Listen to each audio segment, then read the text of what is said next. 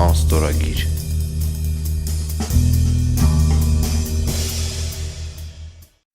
Okay. I've been living in Armenia for 15 years. I was living in Toronto, Canada, where I grew up and was educated and got married and had children. And then in 2001, we moved to Armenia. I've worked in a number of fields, from the private sector to the public sector to media to civil society organizations. So it's run the gamut of different professions. And even though I'm relatively older than your audience, I'm still searching for what I want to do when I grow up. So it's a constant journey of discovery. First of all, let me just say, there's a very famous quote that says, "Freedom is never free." I think for our generation, again, my sort of narrative is different from the local narrative. I grew up in a society where freedom of speech was granted. It was taken for granted. We never questioned it. We spoke freely. I think for my compatriots in Armenia of my generation, they value freedom of speech in a very cerebral, intellectual, psychological way, more so than I think, I might be wrong, than your generation, because you were sort of granted that freedom, in quotation marks. I think for my generation in Armenia, they value it a little bit more, perhaps. But I think it is something that absolutely is an integral part of a free, fair, and just society, of any democracy. And without freedom of speech, we can never hope to achieve democratic institutions in our country. I think that in Armenia, if we look at its sort of geographic location and we look at our neighbors, in terms of freedom of speech, Armenia is still relatively in a better position than Azerbaijan or Turkey or Iran or Russia. I'm not even going to go to Central Asia or the Middle East. In Armenia, the biggest problem I think that journalists have is not so much censorship, but self-censorship. I think that we understand that there are risks sometimes to what we say, write, and do. And oftentimes people are careful in how they write and express themselves. Although Armenia is a very interesting place in that sense, because we have very pro-government media, and we have radical opposition media that says anything under the sun. And that's easy and that's lazy. I think you need the role of a journalist, having that freedom of speech and freedom of the press, is to give the citizenry the information they need to make proper decisions in their lives, whether that's how they're going to vote, whether that's how they're going to, what kind of profession they want to get into, what kind of citizens they want to be. So I think that we don't utilize the extremely powerful tool that we have as people in media. And I'm sorry, I'm going to repeat it. I think it comes from laziness. We don't give enough context. We don't give enough background. We don't try to be as objective as possible. So we're either pro or against, and there's nothing in between. Nothing is black and white in life. There's a huge gray area, always. I think we need to tread into that gray area once in a while, and to use that. Again, it's a powerful platform, a powerful tool. It's not utilized as best as it could be. Ethics has become a currency, and I see the lack of ethics oftentimes in different spheres. I think that with ethics, perhaps we should talk more about responsibility that we have as journalists, as people in the media, as people who have been blessed with that freedom.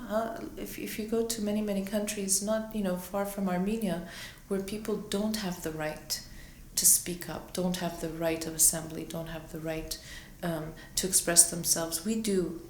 And that's a big responsibility, and with that responsibility we have to try and be as ethical as possible.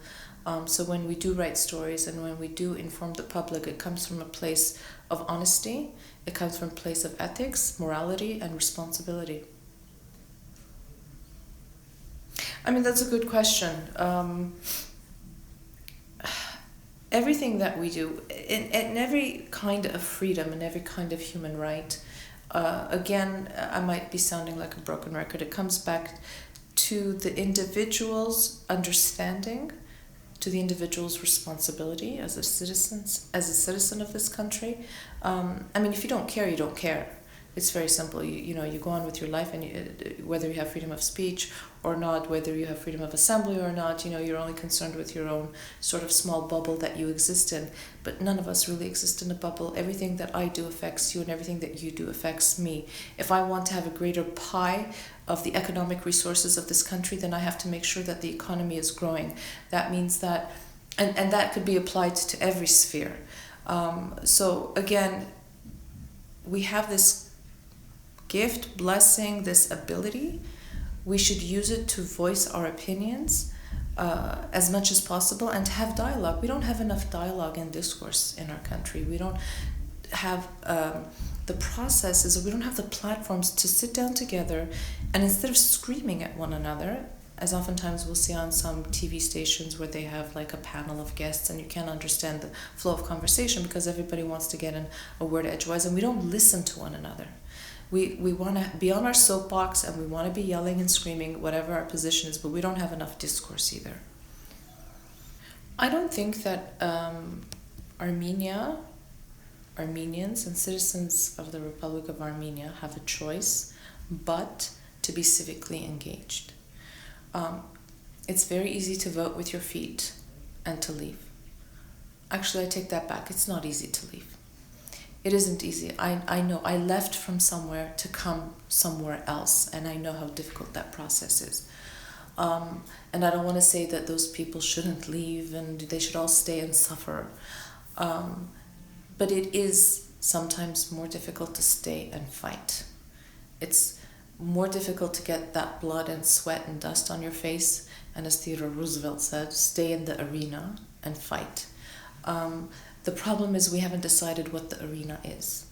The arena is the borders of this country, the arena, the mountains and the rivers and the soil, and it's the people. And if we all want to create a better, a more just society, we all have to start from ourselves, individually, from our families, from our relationships in our communities, to our relationships in our institutions of higher education, to our wherever we work, what we do and how we do it. I think that the biggest problem that I see is that there's this lack of hope, and trying to grab onto this hope that, and my hope, and again, you've heard this in our classes, and I've said it over and over again, and I guess I'll keep saying it till I die. My hope is your generation. I think your generation has the pivotal position by standing on our shoulders, to really change the narrative of Armenia. You have to believe in yourselves, you have to believe in your collective, in your unity, in your collective ability to make change, and that is through how you conduct yourselves when you participate in elections. I don't care how you participate, I don't care who you vote for. I think that for 2017, every single person who has the right to vote has to vote, because the more people vote, the more difficult it is for the authorities to play with the numbers. It is the most inviolable, the most valuable right that we have as citizens, is the power of that ballot. So, I digressed, as I am wont to do. So I think that, if I say anything, I think that your generation has the ability to make that change. I want to believe that there are many people in my generation who feel the same way as I do, who feel that it is time for us to sort of pass on the torch. Not that we accomplished, so many great things, but to pass on the torch to your generation and to share our experiences.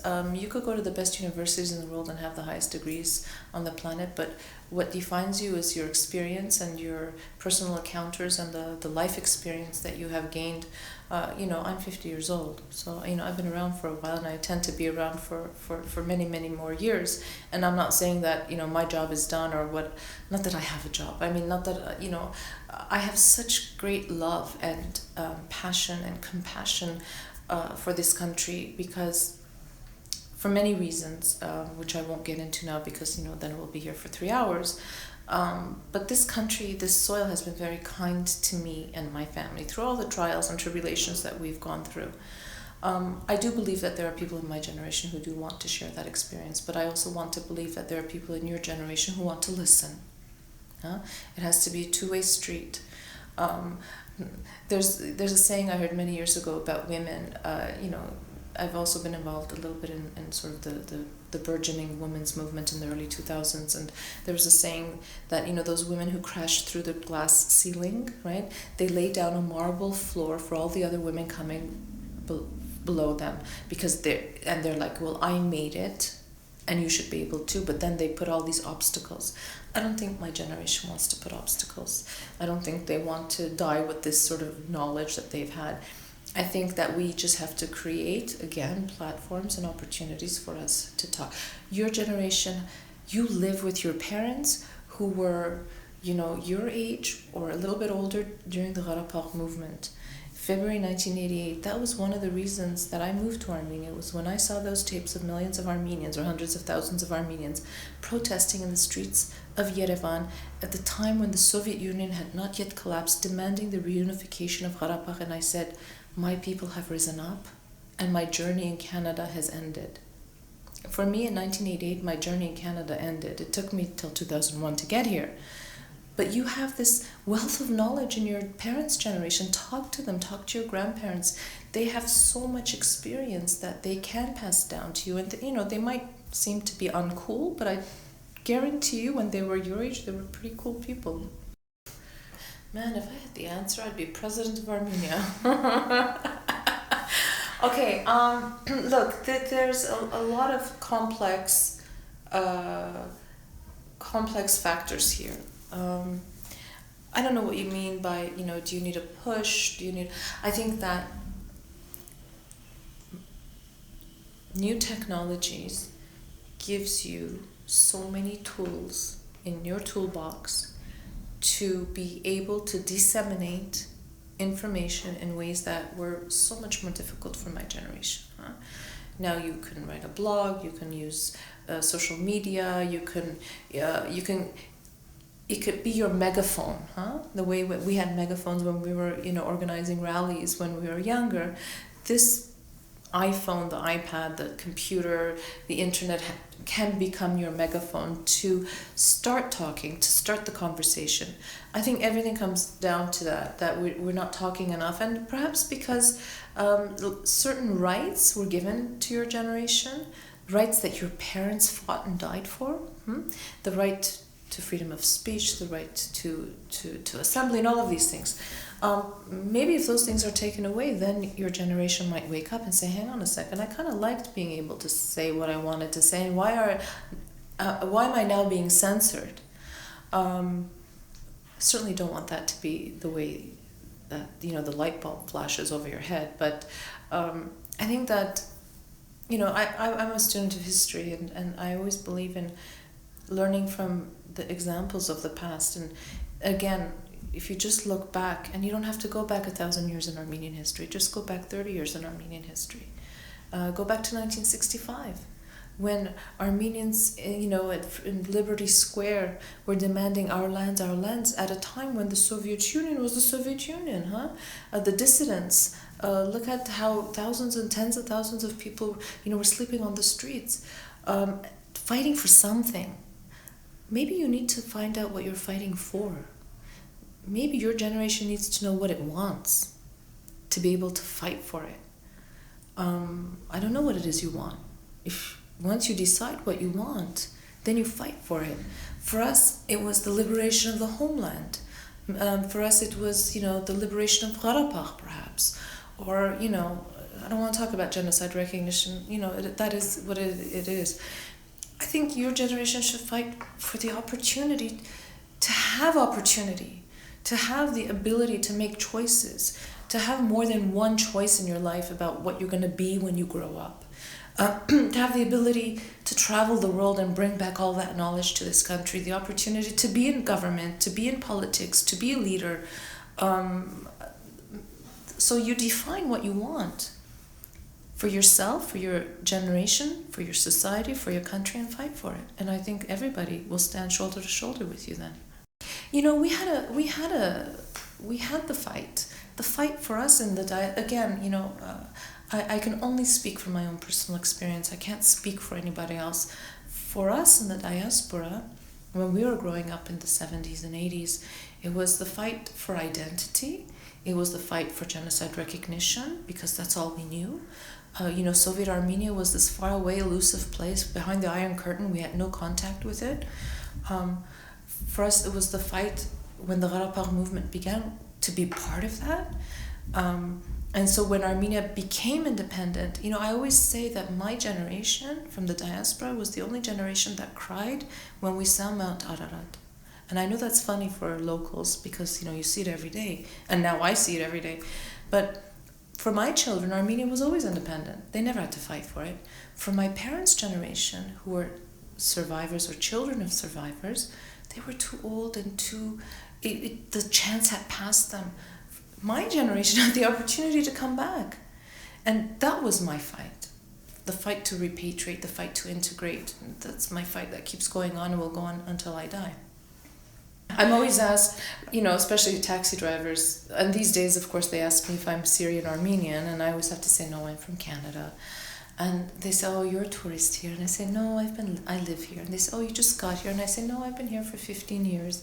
And they say, bah, at güzel yergir toğel yegeles Hayastan. And then, you know, at first I was constantly arguing with them and now it's like, you know, Yakhbayr, if you want to go back, if you want to go, go. I mean, I didn't like that Güzel Yergir very much. It was a great Yergir, you know, good education and universal health care and probably one of the safest, you know, developed countries in the world. But it was excruciatingly boring and I don't like to live there and I like to live here. And yeah, I'm asked that all the time. And again, it comes down to having the ability to choose. I was given the freedom to choose. In 1985, I didn't have that freedom. In 1978, I didn't have that freedom because Armenia wasn't independent. So, as my husband always says, it's like winning the lottery and then giving back the ticket. So we've been fighting to have an independent homeland. We won the lottery, so we cashed in our ticket and we came. Now, 15 years later, it was probably the best decision I've ever made. And I'm sitting here talking to some incredible young Armenian women. How lucky am I? I think that you know, your generation has the huge, gargantuan challenge of writing a new story. For my generation, we were sort of between both worlds. Soviet Union collapse, independence. That was kind of easy. And I say that with a huge grain of salt when I say easy. It was, you knew what you were doing. There was a war, you had to fight the war. There was independence, you had to start creating a country. 25 years now. This year we'll be celebrating 25 years of independence.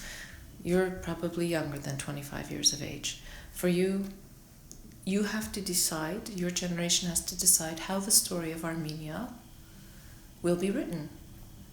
We sort of, if we can say that my generation won the war, my generation saw independence, and now we've handed to you on a silver platter. What are you going to do with it? You can choose to write yourself out of the story, or you can choose to be the lead character, or you could choose to be, the fifth element. But you have to be in the moment, and you have to decide what you want this country to be, and be, as a representative of this country, how the pride that you want to feel in this country.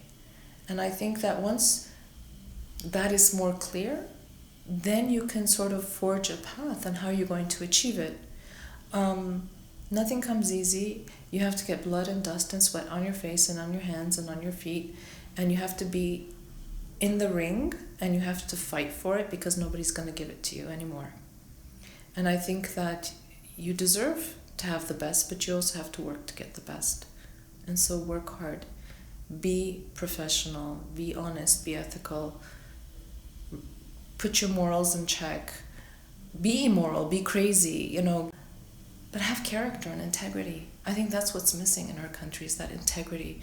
If I don't respect myself, you're not going to respect me. Respect yourself, love yourself, and then onward.